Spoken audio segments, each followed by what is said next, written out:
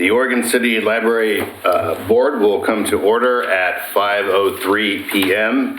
In attendance are Ken Hall, Larry Osborne, Cynthia Andrews, Scott Edwards, David Goldberg, Nick Berkman, and Carrie Linder, and library staff Greg Williams and Denise Butcher. Before we get to our agenda, I'll take a moment for introductions. Susie Jefferson had to resign due to work commitments, and we thank her for her time here.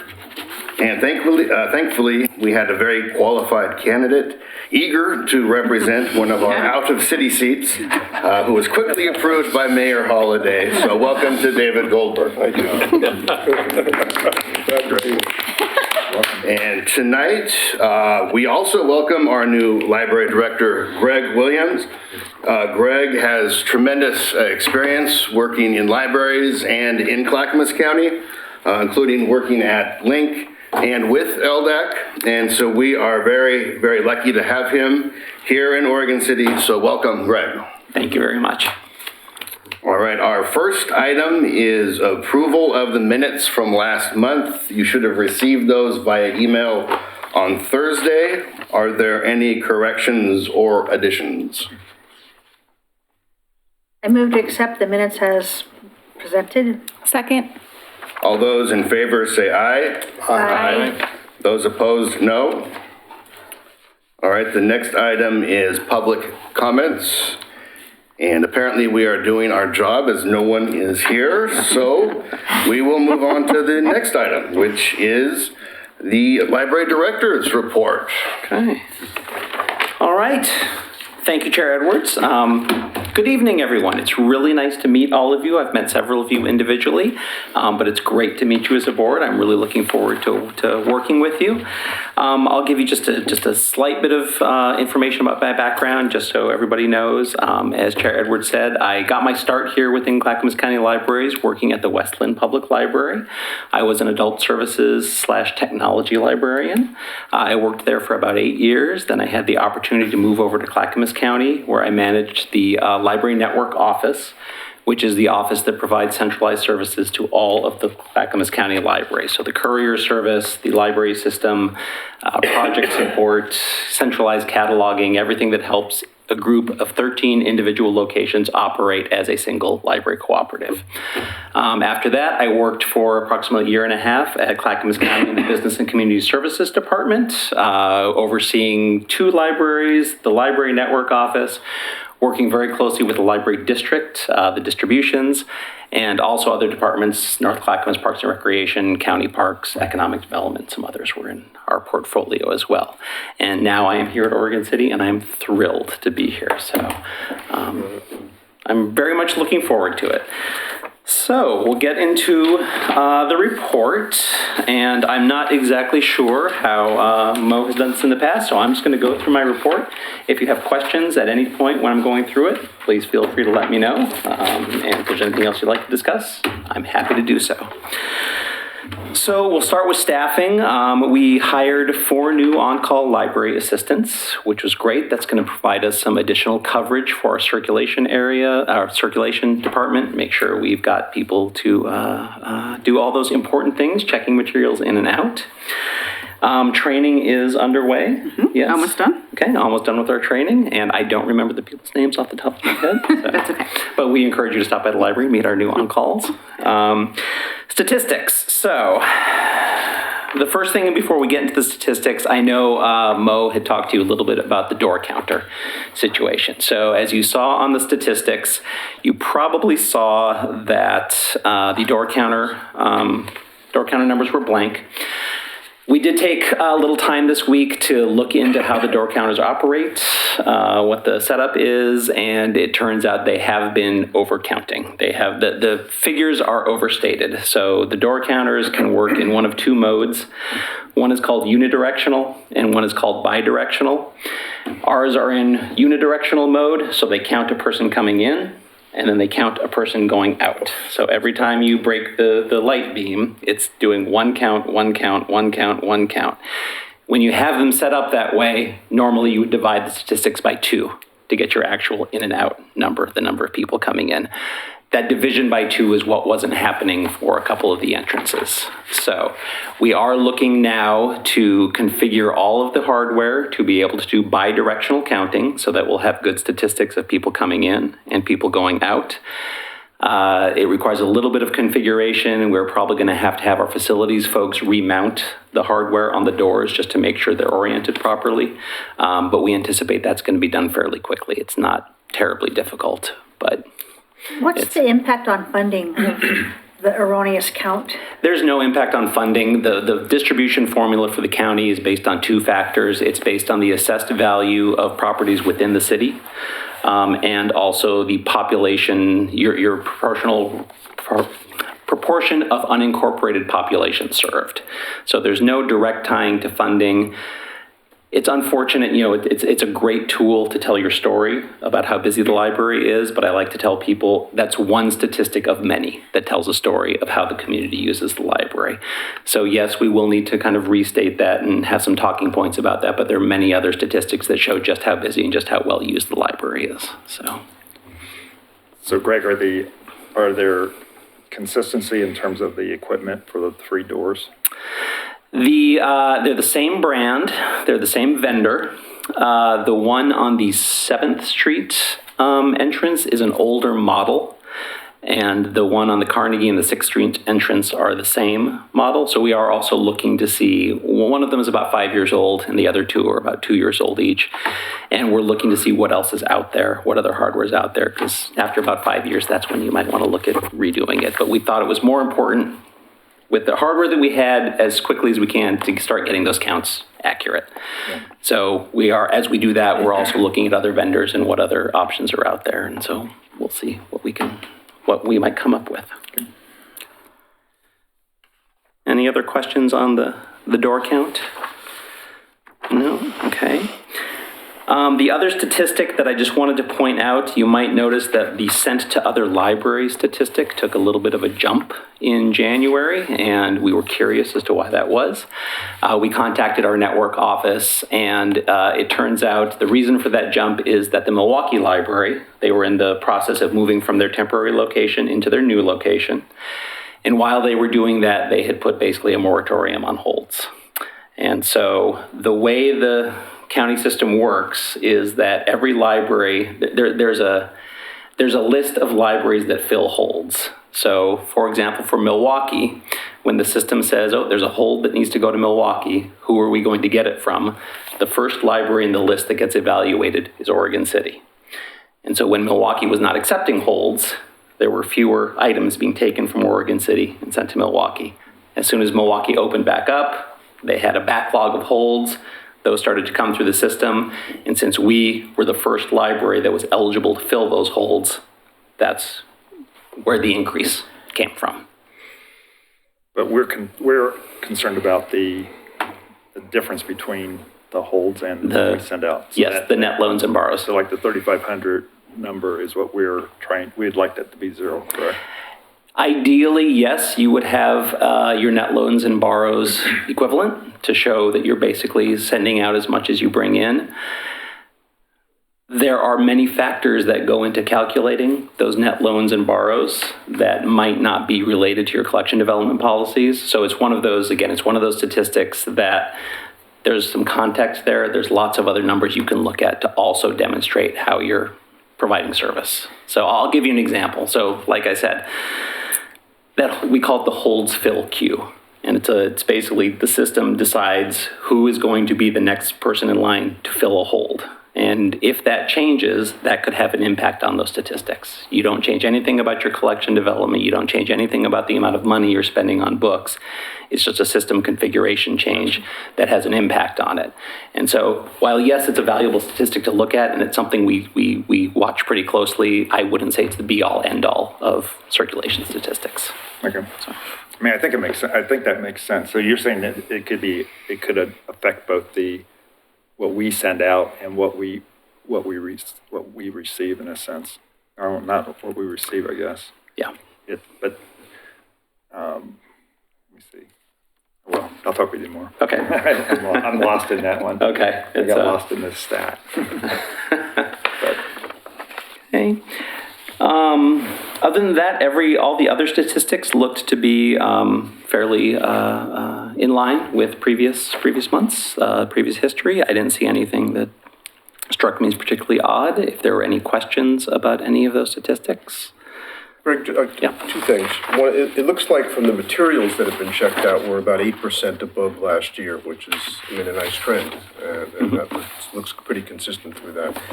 The one thing that's not here that I'd like to see, and I know it exists because we were chatting about it before, and that is the funding.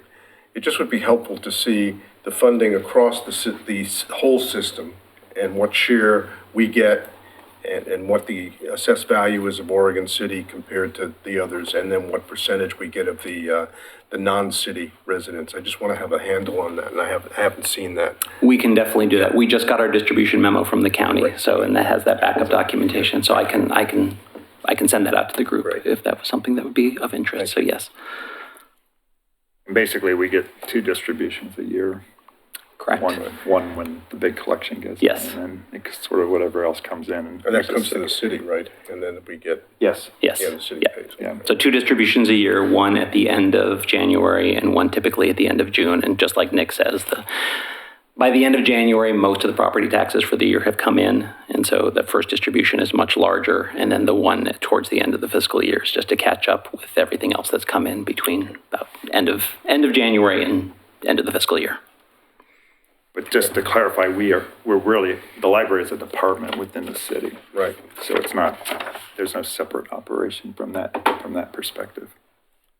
Do we see any statistics on the budget of the library? That's the one thing that is not here.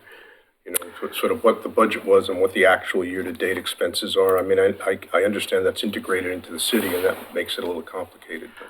So I don't have the background to answer. Maybe Denise can help what's happened in the past. Every year Yeah, we we get a have- budget. Okay. Yeah.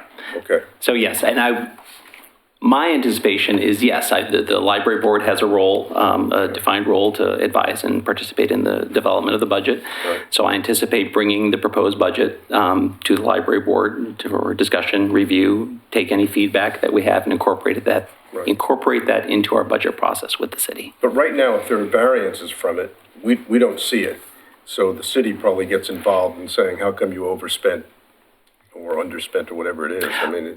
We internally, we do look at that. So we get reports on a regular basis Yeah, okay. that, an account by account report of budgeted, actual expended, encumbered, Yeah. and variance. And so we are looking at that at an operational level.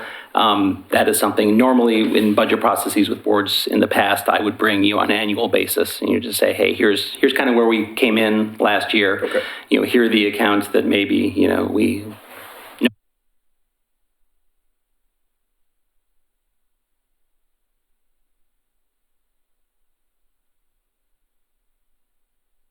Under the direct loans to the public, a total excluding e-materials, and then library to go. Is the library to go the count of e-materials?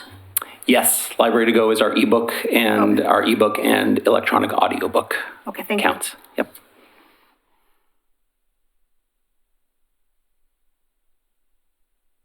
Any other questions on? Okay. All right. A couple of building updates. We've had some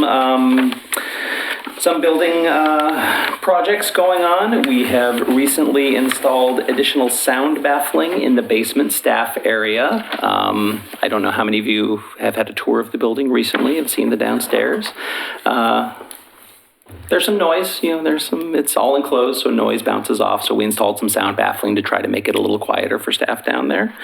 I think that's working well from what we've heard. It wasn't orange. That was the big thing. So it's going on it's white baffling that went on an orange wall, but we decided to kind of brighten up the place. So it looks nice enough. We are ready to receive some new signage that has been on order for a while. One of those will be for the Russian collection in the kids section, and also some signage for the teen area and Spanish collection. In the Spanish collection. Some circulation, directional. so just more signage to make the experience for our patrons a little easier as they're navigating the library. Programs. We're excited. In March, we are going to be having our first teen writing contest. We're calling it the Write On Contest. Teens will be encouraged to submit original creative writing, whether that's poetry, prose, they can do art and comic books. We'll have a template for that. So they will submit those. The entries are going to be judged and evaluated by our teen advisory group, which is fabulous. This was a program they kind of thought up themselves, and so we were happy to help make that happen. And then the winners of that will be distributed to our teens who sign up for the summer reading program. So they're going to get a little zine with the winners of the writing contest. So the teens are going to be able to read the work of their peers, which is really fun and really exciting. So we're very excited to be doing that. We'll see how that goes. Our One City, One Book program kicked off in February, so we had a great kickoff event. We had a book giveaway and a mask making craft at the library. So the friends were very generous in providing us some support to be able to buy 250 copies of the book that we're reading, which is Heidi DeRose, The Girl Who Fell from the Sky. At the kickoff event, we distributed around 100 of those copies, so it was very well attended. And since then, we have just been giving out copies at the circulation desk as people ask for them.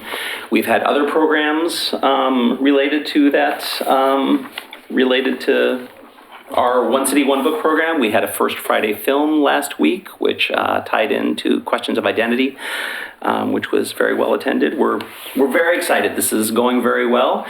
We will culminate with the author, Heidi DeRose, speaking at Clackamas Community College on February 27th at 7 o'clock. So we encourage everybody to show up to that. Should be really good. We're really excited about that. Excuse me. Yes. Is the public notified of all these things? All these events? Yes. So, okay, Denise is going to correct me as I miss something because we just had our PR meeting with our PR person yesterday.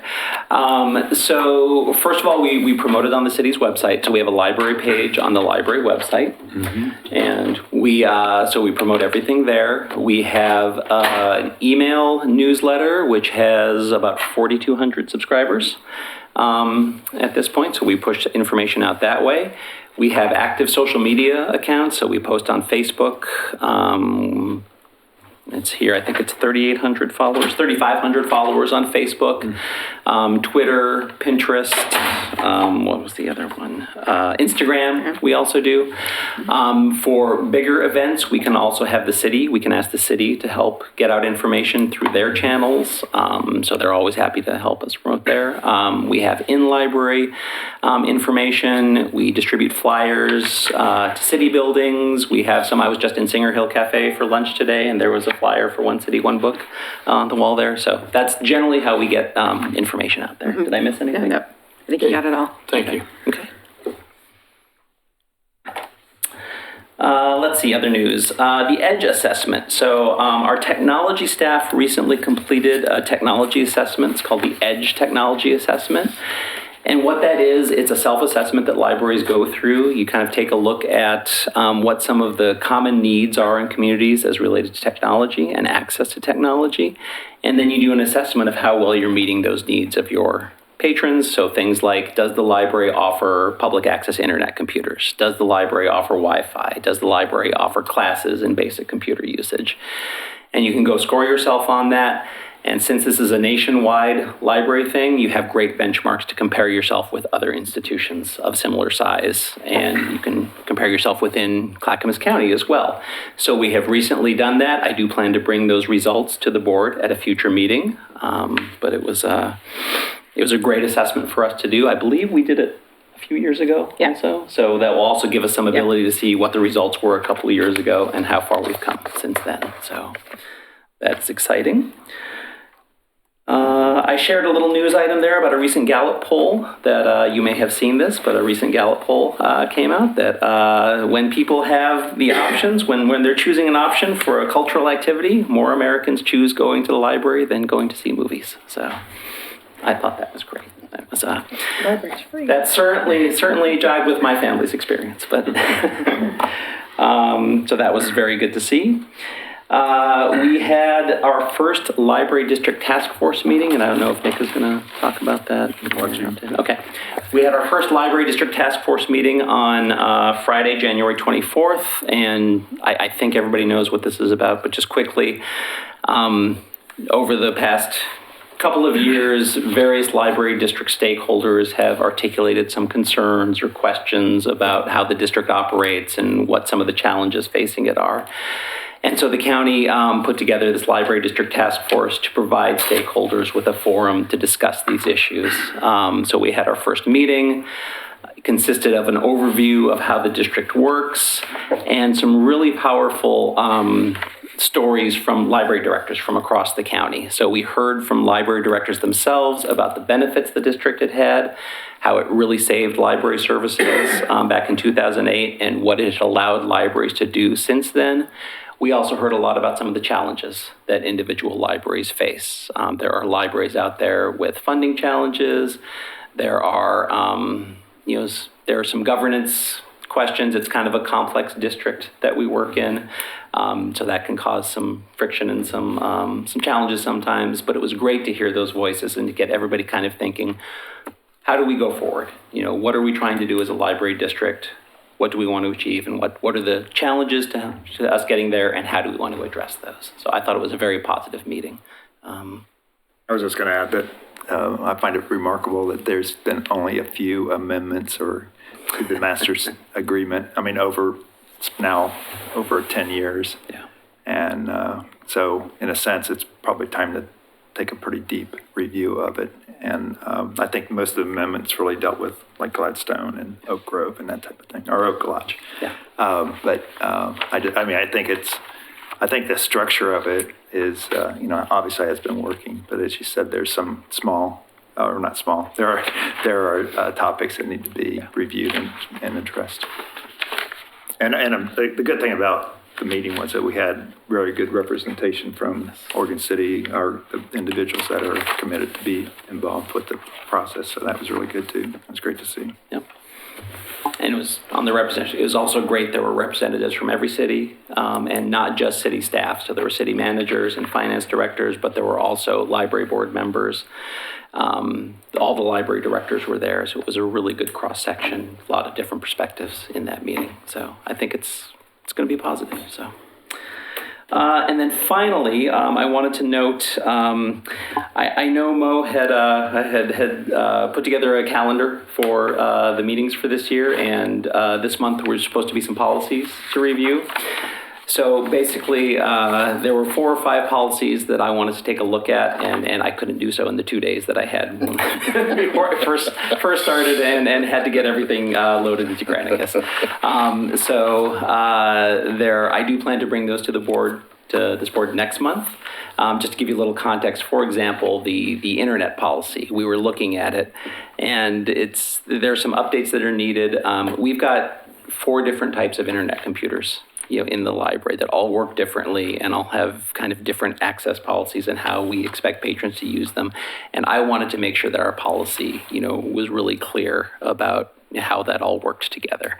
And so I just needed a little more time to kind of work through that. So I anticipate bringing all of those to the board for next month and the month after that, so we can review those. I just didn't want you to think I had just taken it off there arbitrarily. So Take your time that you need to go over them. all right, Yeah, much appreciated. Thank you. And with that, I believe that's my library director's Is there report. any more comments or questions for the library director? I had a question relative to the community room. I know that's one of the policies, I think, that's been reviewed. And I know that there's been some changes made to doors and things like that. Are we going to see your recommendations in terms of how that room would operate? Is that what the policy's going to be focused on? That is part of what we're looking at with that policy. Yes. So I know that there have been some facility improvements to potentially allow after-hours use on there. I do know there are some staff concerns about how we actually handle all that, particularly making sure that people who are using the room after hours understand that when people come into the meeting, there still has to be a little bit of monitoring, to make sure that the people who are at the meeting don't wind their way somehow into the rest of the library unattended. So we want to make sure we've thought that through, that we have a good plan for, ensuring that we can open up that room for use to after hours group while protecting the library and making sure that we're maintaining a safe environment. So And I know that whole issue got started, part of it was around the neighborhoods that were meeting there. Are they still meeting there? McLaughlin neighborhood is, we have not heard anything from Kenema this year. Okay. I don't know if they've met or not. I have, but I just, in order for that not to flare back up, it would be good to have a plan. yes, So just a suggestion. I completely agree with you. So Okay. currently our plan is Denise or I stay late to make sure that, Right. that nothing happens. But yeah, we do want to look at that and make sure we have a solid plan going forward. Does either one of you know when the next library district task force meeting is? Maybe you mentioned it, I missed it. I put in an inquiry earlier this week and I've not heard back yet. Okay. So It was not set. It wasn't, okay. At the end of the other meeting, then it was going to be scheduled. yeah. Okay. I think the general intent is to approximately monthly, but there's about 50 people, involved in this, and scheduling is challenging. So I believe the plan is once it's a little farther along in the process, they will set a regular day. So Okay. we'll set, fourth Fridays at whatever, 2 Okay. o'clock or whatever it is, but they haven't quite gotten there yet. Okay. Any other comments or questions? Then we'll move on to item 5, bylaws review and approval. Okay. So, I know that, so in January, you had taken a look at the bylaws and approved a change to Article 3, Section 5 and 6, talking about the service area. Correct. Great change. So we had taken that change to the city attorney, run it by the city attorney, and said, how does this look? And the city attorney said, that looks great. By the way, here's something else you might want to look at. And so he pointed out, this is my understanding, if I'm misstating this, please let me know.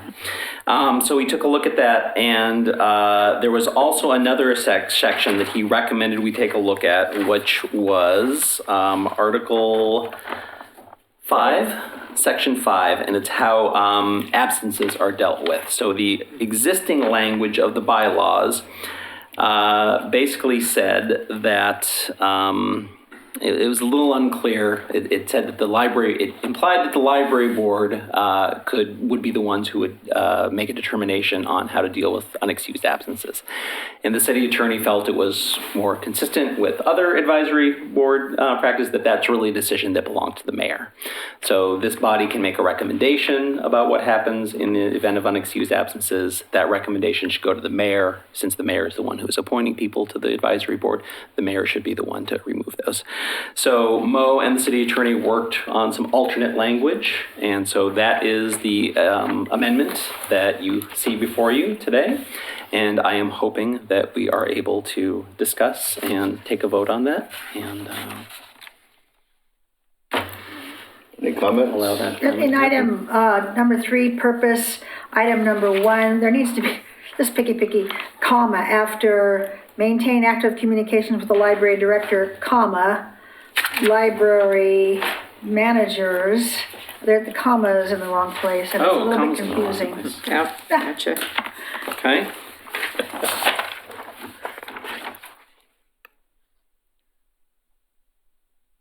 Oh, you're right. Just, when you read Thank through it you. the first time, it's just like, Yeah. what? Okay, great.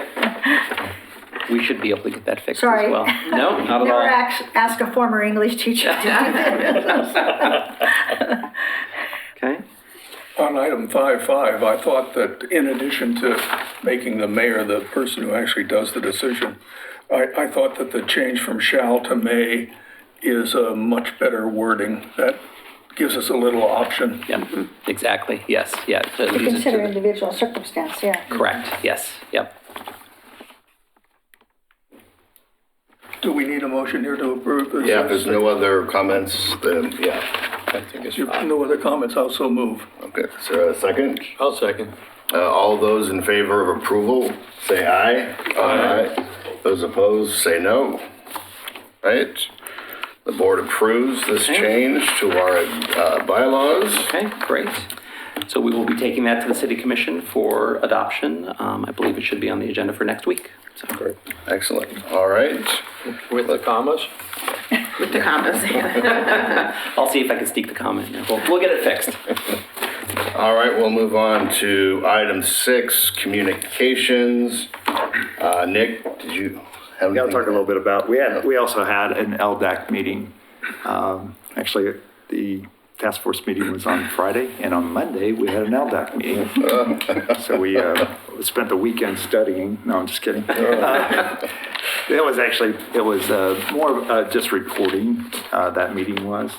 They talked about what's going on with Gladstone and Oak Lodge in terms of their libraries. And the agenda was like I said, it was primarily just reporting and an update on the meeting from the Friday before, basically. But that was it. It was, and our next meeting for LDAC is April.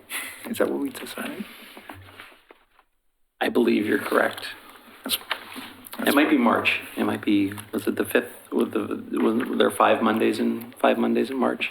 It does remind me of one thing, and that is that, the report, Yes. As a board, we probably should review that, correct? Yes. Yep. So, I do plan to bring that to the board. Should have that for next month as well. okay. All right. Greg, do you know if I was ever approved as the alternate? I have an email from Mo that said, hey, this is something that needs to be done. So I'm working on But that it as hasn't well. done it. That's fine. So once we get it from the city to the county, it should happen pretty quickly. So I just have to get it through the city channels first. And the thing with the statistics, though, that the report that's going to the library district is that it does answer some of the questions about spending and that type of thing. So I mean, there's definitely valuable information in there if you want to understand operations better. Yep. That's it. All right, thank you, Nick. Cynthia, do you have an update from the Library Foundation? No. Yes and no. We had a planning meeting scheduled in January, but for various scheduling conflicts, it was canceled.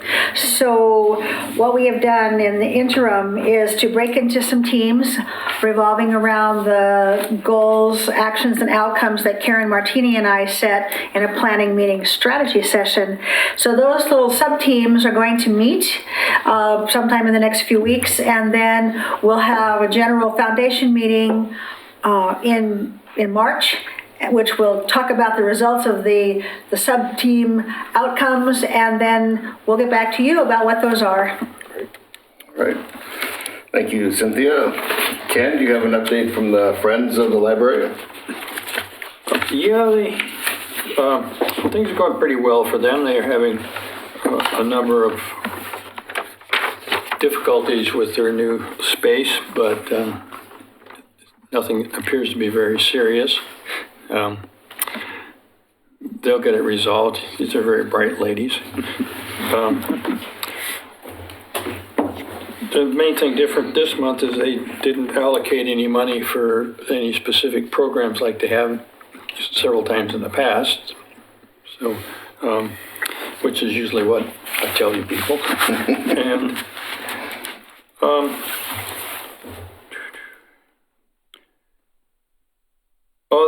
they're always looking for membership to their organization, and they don't have very many members to their organization. So they're trying to figure out how to get people to sign up and give them that $10. Yeah. Anything to add? No, I think it was a good meeting. I think you're correct. One of the facility things, it's good that they caught it. Apparently, the heater, their thermostat, the heater was running all day and all night. So their utility bill came in a little higher than they anticipated. They were end up heating the whole building because everybody else turns their thermostat down. Yeah. And there's offices upstairs, and Heat rises. Yeah. So they got that, and no, yeah, I think you captured it well. They're looking at ways to increase the amount of their members, the membership. So. Yeah, and they have plenty of money if projects come up. And they've always been very willing to fund just about anything that seems reasonable. All right. Thank you, Ken and Cynthia and Nick again for taking on that added responsibility as our representative on the board. We all appreciate that. Is there any future agenda items that anyone wants to suggest? I'd like to make a request, but probably need to decide if we really want to do it, but the BAM group, BAM advisory group, because accessibility matters.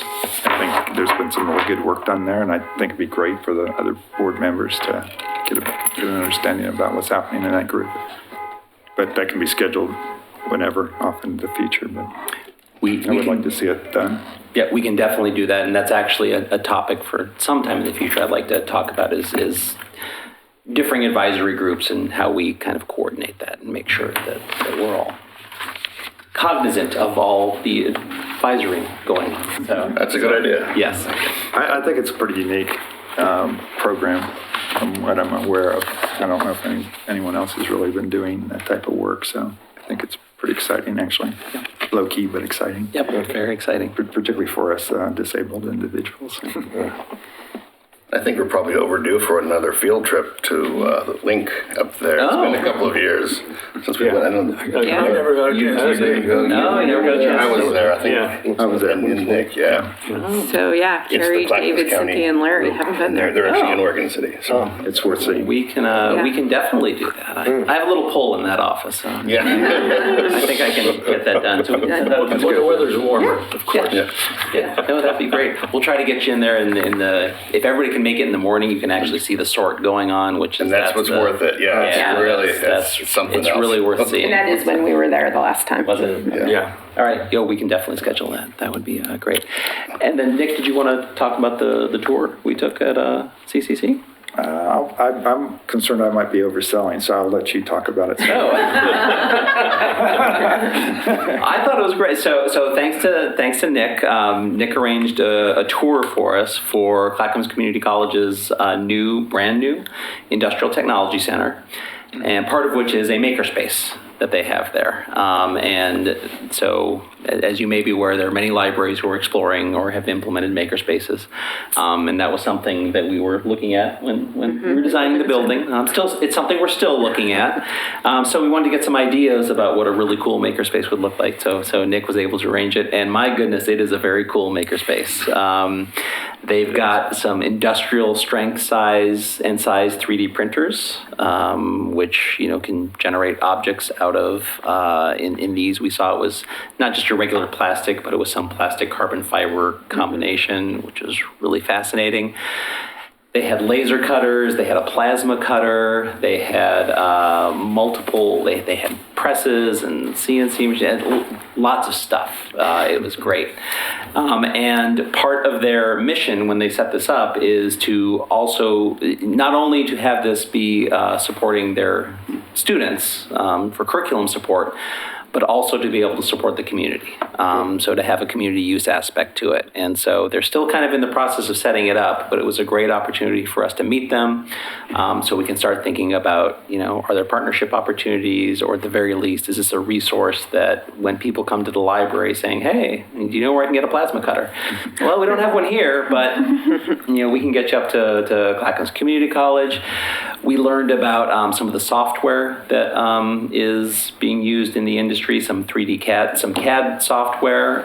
There's apparently a program that is now fairly widely used, which is also free. So that's always something I like to hear. Nice. Yeah. So it was really interesting and gave us some really good ideas about how we might move forward with. It's way beyond what we could do. Yeah, for sure. It's not even. It probably is has the potential to be one of the best maker spaces in the whole area. Really, it's pretty amazing. Yeah. It's really, and really great. The whole center, I was really struck from a economic development and a workforce development perspective. I mean, it's it's fantastic what they've been able to do there, so. Great. I'd like to see sometime in the future, it isn't urgent. I know last year, the library was making an effort to reach out to people with disabilities and various levels of ability in using library materials and facilities. Plus, it's been a while since we emphasized the teen LGBT collection, and I'd kind of like to know how that all went. What was the outcome of the, investment of time, talent, and treasure in those efforts? And I'm not looking for any problems, just like a report out of what happened. Not urgent, like I said, so. Okay, no, we can definitely do that, so. I think BAM, the because accessibility matters advisory group, that was one of the things that I understand came out of that process, and that's been really good success. So we'll bring some more information, and yes, and I believe, we have the teen LGBT, Yep, it's been done for a while. Okay, yes, we can definitely bring back some information on that. Is there any other comments or unfinished or new business? All right, since there's no further business, this meeting is adjourned.